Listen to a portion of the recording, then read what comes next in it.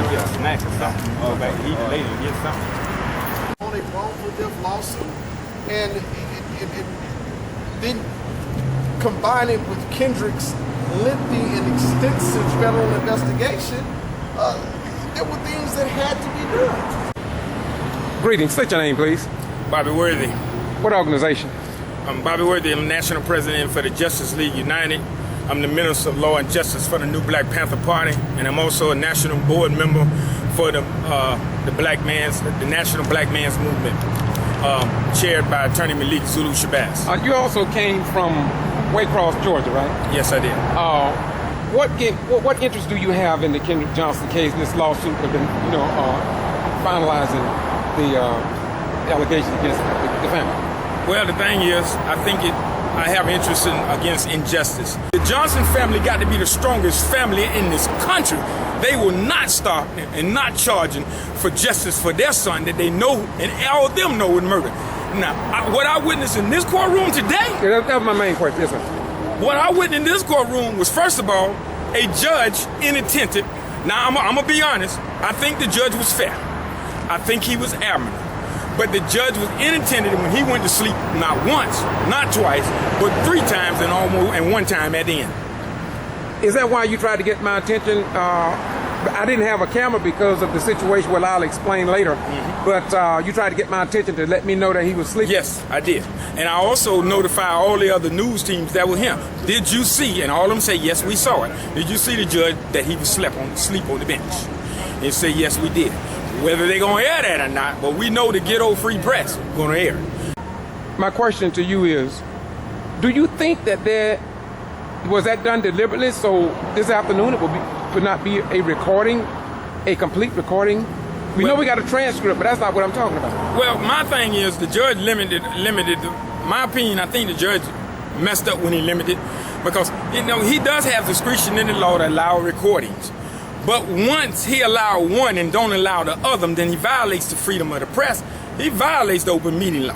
The judge, when I walked back in there, first thing he noticed was no media in there, and he said, well, we ain't gonna have no media in there. That's the first thing come out of his mouth. Are you serious? He asked, he said, well, no media came back, and he said, I told them that I would let one other come in if nobody will show up, another one come in.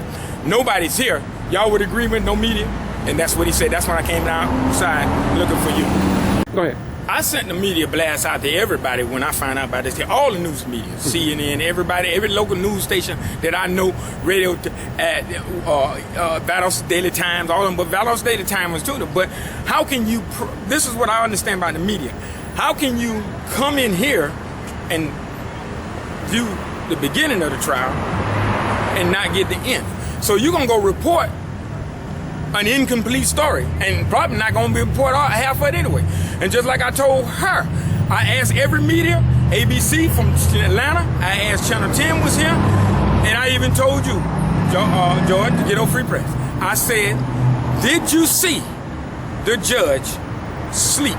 Did you get it on that camera? She said, yes, I did. Whether she going to report that or not, that is very important. Very important. You cannot make a decision as a judge and you up there asleep. Let me ask you a question.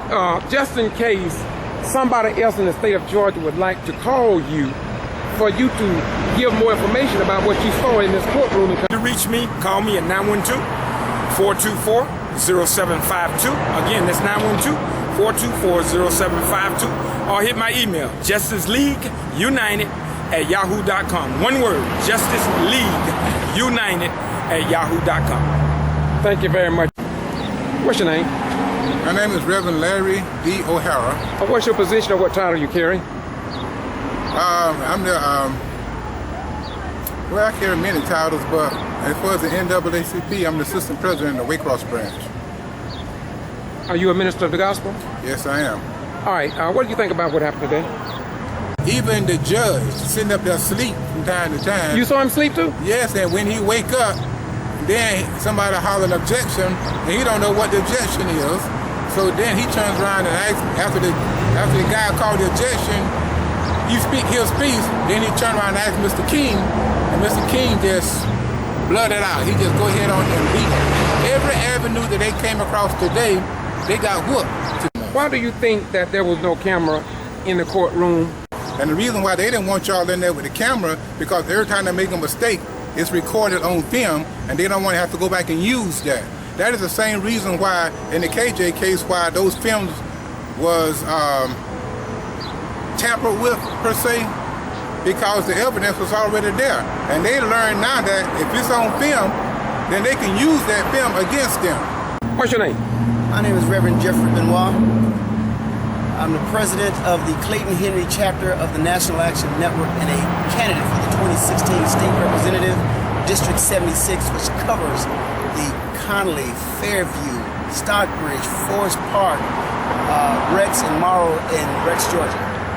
Because you call it National Action Network. Who's the founder of that organization? The founder is Reverend Al Sharpton, who founded the National Action Network in 1991, so this is our 25th year. First, I want to ask Bobby, what did you say that you saw the judge doing in the courtroom today?